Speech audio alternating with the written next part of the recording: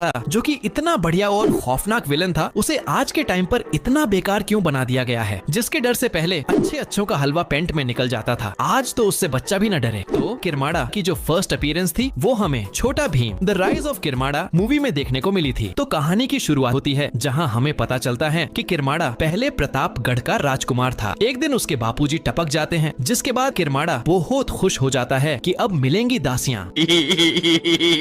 मेरा मतलब है कि अब उसे राजा बना दिया जाता है, जिसके बाद गांव वालों की किरमाड़ा अच्छे से बजाता है और दिया जाता है, जिसके बाद गांव वालों की किरमाड़ा अच्छे से बजाता है और उन्हें गांव छोड़ना पड़ता है। और इस टाइम पर उसके पड़ोसी देश भी उससे परेशान हो गए थे। तो किरमाड़ा डिसाइड करता है क्यों ना इनके राज्य पर ही कब्जा कर लिया जाए। फिर किरमाड़ा उन सभी के राज्य पर कब्जा कर लेता है जो ज्यादा बोल रहे थे। लेकिन जब ढोलकपुर की बात आती है तो टून टून मौसी लवर महाराज इंद्र वर्मा के एंसेस्टर्स किरमाड़ा को हरा देते हैं, जिसके बाद किरमाड़ा को सरेंडर करना पड़ता है और अपनी धोती पकड़कर भागना पड़ता है जंगलों में, जहाँ वो डिसाइड करता है अपनी आत्मा को शैतान को बेचने का और उससे पावर्स हासिल करने का। शैतान को भी किरमाड़ा के इरादे अच्छे लगते हैं और वो भी आत्मा के सौदे के लिए मान जाता है। तुम्हें क्या लगा था? नहीं मानेगा। अरे वो शैतान है, उसे ऐसे इरादे अच्छे ही लगेंगे। उसके बाद शैतान किरमाड़ा को वादा करता है कि जब सारे ग्रह एक साथ आएंगे और मुझे कोई तुम्हारे इस सौदे के बारे में याद दिलाएगा तो मैं तुम्हें मुक्त कर दूंगा और इतनी ताकत दे दूंगा कि तुम्हें कोई और हरा नहीं पाएगा और तुम्हें इमॉर्टल यानी अमर बना दूंगा। और एक दिन एक आदमी गलती से शैतान को उसका वादा याद दिलवा देता है, जिसके बाद किरमाड़ा अपने एक भयानक रूप में जाग जाता है और अपने काले काम शुरू कर देता है। जैसे कि हमें धुनी बाबा ने कंफर्म किया था कि किरमाड़ा को मारा नहीं जा सकता क्योंकि वो पहले से ही मरा हुआ है। किरमाड़ा का सारा काम ठीक चल रहा होता है कि उसे ढोलकपुर पर कब्जा करने की चूल मचती है और यहीं से उसकी उल्टी गिनती शुरू हो गई थी, जिसके बाद किरमाड़ा को उसकी काली करतूतों के लिए सजा मिलती है और वो हार जाता है। इसके बाद किरमाड़ा कई बार जिंदा किया जाता है, जिसमें एक बार तो उसकी बहन उसे जिंदा करने आती है। शुरुआत में हमें दो भाई बहन दिखाए जाते हैं जिन्हें किरमाड़ा का मुकुट मिलता है, जिसके बाद किरमाड़ा की बहन की एंट्री होती है जो कि एक इच्छाधारी ब्लैक पैंथर भी है। वो मुकुट पर जादू करके किरमाड़ा को आजाद करना चाहती थी, लेकिन कृष्ण के मैजिक की वजह से वो ऐसा कर नहीं पाती। और फिर सीन भीम और उसके दोस्तों पर जाता है जो कि छुट्टियां मनाने आए थे, लेकिन ये लोग स्कूल तो कभी जाते नहीं, तो छुट्टियां किस बात की। खैर माया नदरी